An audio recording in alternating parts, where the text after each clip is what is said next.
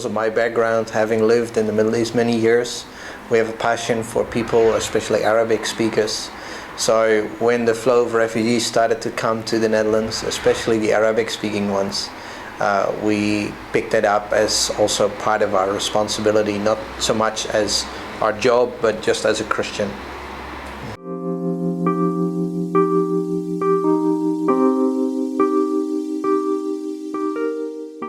Just about a month and a half ago, in the end of December 2015, my wife and we noticed that a lot of the refugees that are in a camp outside our town go shopping at the Lidl every Tuesday.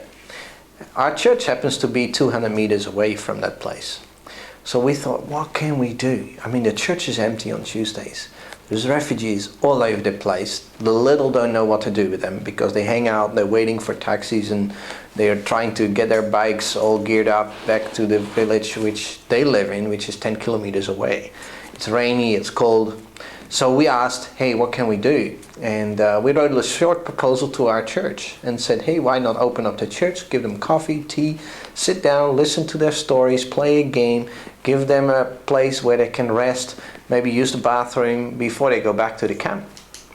So lo and behold, we asked the church board, and they said, yeah, you can start. So at the beginning of January, we started, and the first day we had 30 visitors. People just loved it.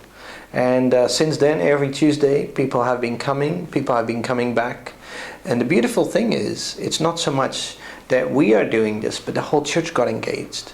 People that felt like they were not ready to do evangelism on the street are now making coffee and playing games, chess games with refugees in our church, and having a very, very good time. Now, they give personal attention and start to build relationships with these refugees.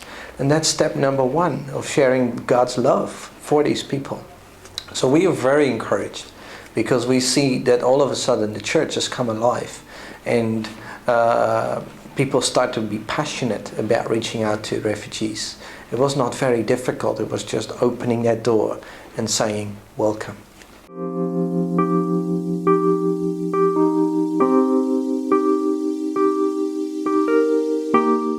First of all, talk to a foreigner.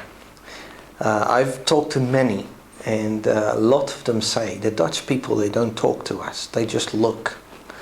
And they do want to engage. They are real people with real needs, and also have a desire to be loved and to be accepted.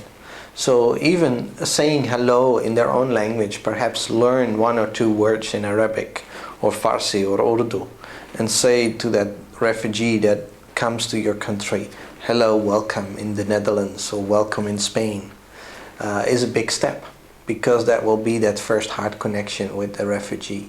So learning a few words in their language would help.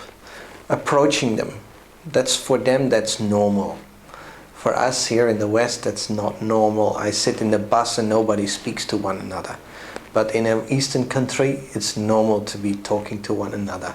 So please just, step out of your own comfort zone and greet people. That's a simple start.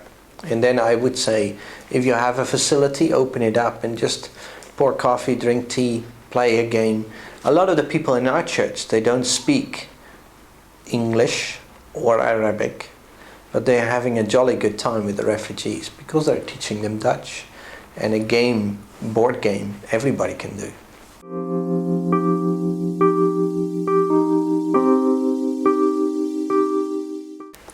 For especially refugees with a Muslim background, it's very normal to talk about religion, and for them God is real. For many Westerners that's not the case. So it's easy to talk to them and with them about their faith.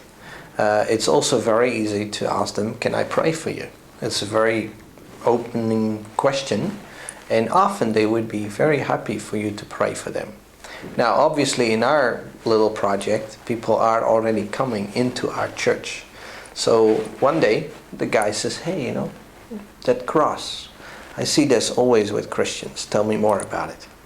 And we had an open door to talk. So we have free literature available, we have Also the opportunity for them to come to church. So we have church members ready to go and pick them up from the center to attend church on Sunday morning. And that's little things you can do. But it's definitely being open and listening and not being scared of having a conversation about God. Because for many Muslims that's normal.